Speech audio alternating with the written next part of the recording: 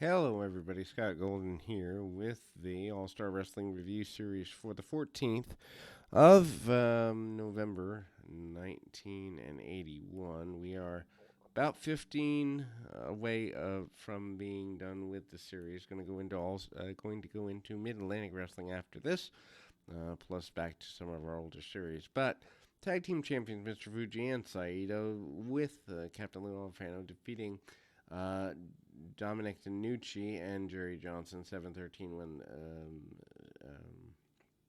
Saito pins Johnson with a back suplex. Not exactly a match to write home about. Doesn't need to be, though, at this particular juncture, partially because, I mean, at this point, the heel tag team is enough to get things going in the direction for the team. Obviously, Dominic DeNucci been tag team champion multiple times in the area. Fuji and Saito managing to get 7 minutes 13 seconds out of this. DeNucci standing toe to toe with his adversaries a good bit. Half crab and working of a hammerlock by Saito primarily. Fuji comes in more so when the smaller guy is in the ring. DeNucci actually pretty dominant, although having been a star throughout the 70s, that makes sense. When DeNucci's partner gets into the ring, it doesn't go nearly as well for the challengers. And the reverse back suplex is enough to give the champions a victory there. Obviously, DeNucci not the one to take the fall. We then move to next in the series. Jose Estrada is the enhancement talent opponent. The featured star of the moment in this one is, of course, um, Tony Atlas. 346, Atlas returning.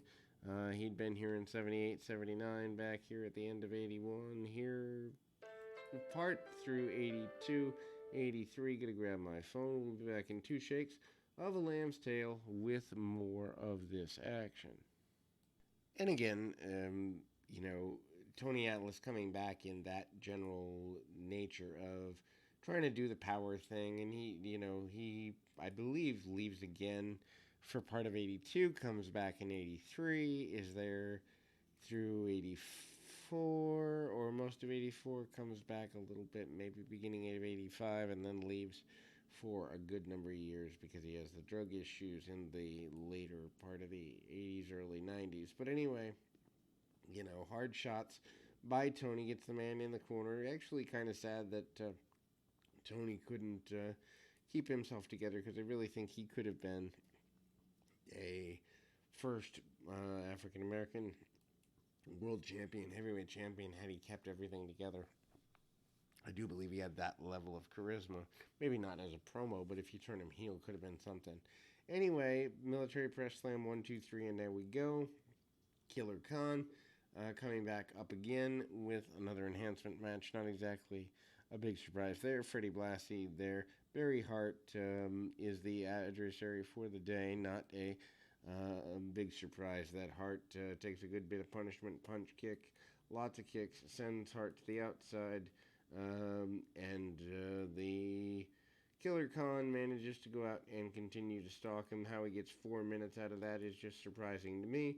Then there is a interview with Adrian Adonis. Adonis, who is not really a major guy in the area for a little while yet, but cuts a promo how basically he's been discriminated against. He's doing the all leather and black thing.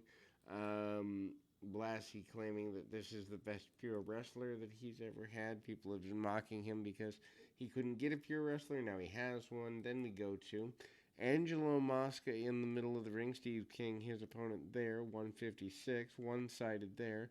Mosca continues the kind of the power approach to things.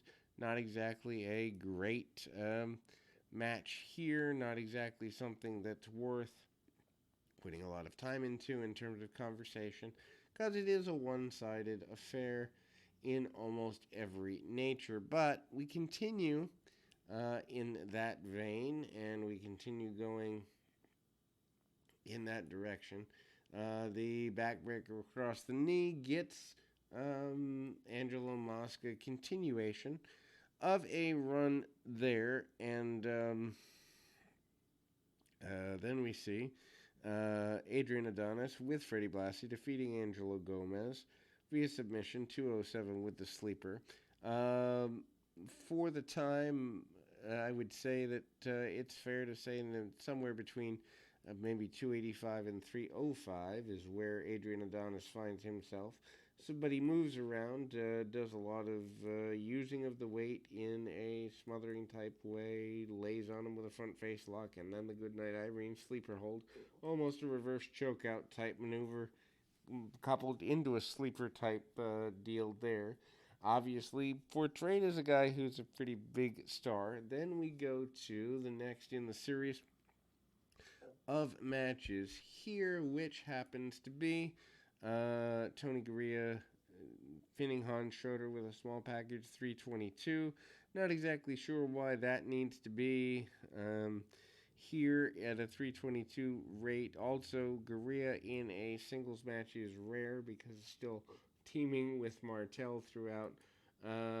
Takes the man down out of, front or top wrist locks, front face locks, and the like. Nothing necessarily worth writing about here in terms of not exactly a great match, but a slide over into a small package 1, 2, 3. Jeff Carney and Greg Valentine will be the ones to close your show here.